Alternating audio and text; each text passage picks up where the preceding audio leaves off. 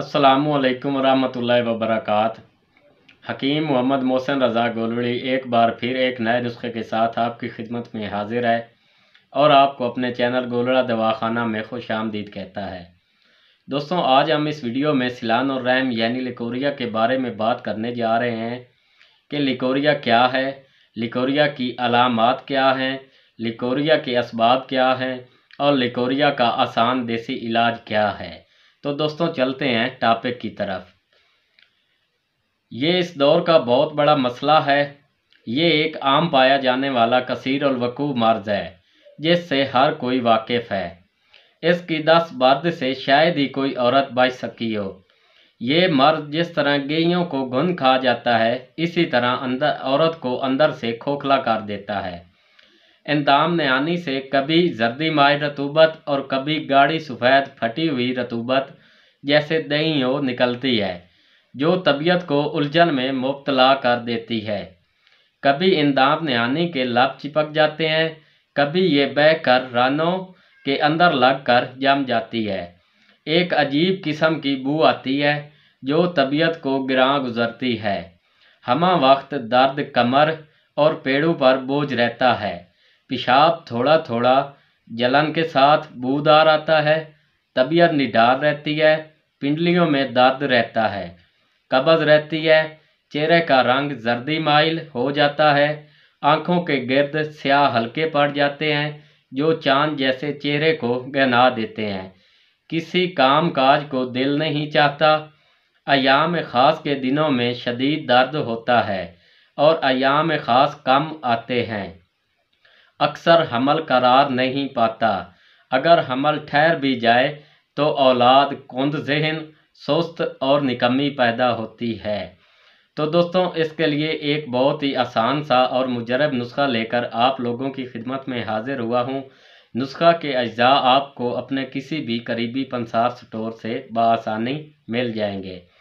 नुस्खा शेयर करने से पहले मेरी आपसे एक रिक्वेस्ट है कि अगर आप मेरे चैनल पर नए आए हैं तो मेरे चैनल को सब्सक्राइब कर दें और साथ लगे हुए बेल के आइकन को प्रेस करके ऑल पर क्लिक कर दें ताकि मेरी हर आने वाली नई वीडियो की अपडेट आपको मिलती रहे। इसके अलावा दोस्तों, अब आप मुझे इंस्टाग्राम पर भी फॉलो कर सकते हैं। उसका लिंक नीचे डिस्क्रिप्शन में मौजूद है। तो दोस्तों, चलते हैं नुस्खा के अज्जा की तरफ। सबसे पहले नंबर पे हमारे पास है साक अनार। ये देखें, अनारों के छिलके, ये साक अनार, ठीक है। इसका वज़न आपने लेना है 50 ग्राम।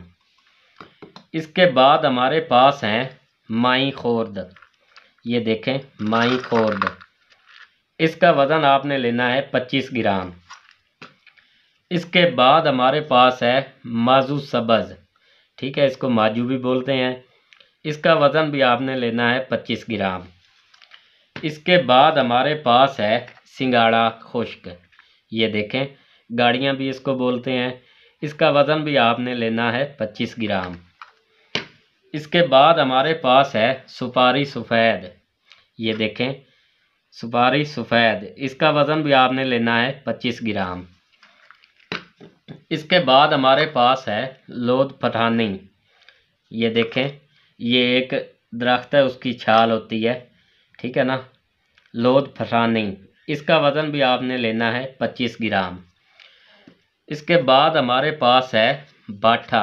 ये देखें, बेडक भी इसको बोलते हैं और संजड़ा भी इसको बोलते हैं। इसका वज़न भी आपने लेना है 25 ग्राम। इसके बाद हमारे पास है गुलदावा। ये देखें, गुलदावा, इसका वज़न भी आपने लेना है 25 ग्राम। इसके बाद हमारे पास है मिस्री कूज़ा। ये देखें, मिस्री भी इसको बोलते हैं। ये देखें, मिस्री कूज़ा, इसका वज़न आपने लेना है 50 ग्राम। तो दोस्तों, ये सारी चीज़ें ख़रीदने के बाद इनको अच्छी तरह से साफ़ कर लें और सारी चीज़ों का अलहदा अलहदा कूट छान कर सफ़ूफ बना लें और इनको आपस में मिक्स कर दें। 5 ग्राम सफ़ूफ सुबह नियार मुँह और शाम 5 बजे खाकर ऊपर से 1 गिलास नीम गर्म दूध, या मौसम के मुताबिक, सर्दियों का मौसम है तो नीम गर्म हो, अगर गर्मियों का मौसम हो तो ठंडा भी कर सकते हैं, उसके साथ खा लें। इंशाल्लाह चंद ही दिनों में इस मर्ज़ यानी लिकोरिया में आराम आएगा। तो दोस्तों इसके साथ ही हकीम मोहम्मद मोहसिन रज़ा गोलड़ी को इजाज़त दीजिए। इंशाल्लाह बहुत जल्द मिलते हैं नई वीडियो के साथ। अल्लाह हाफ़िज़।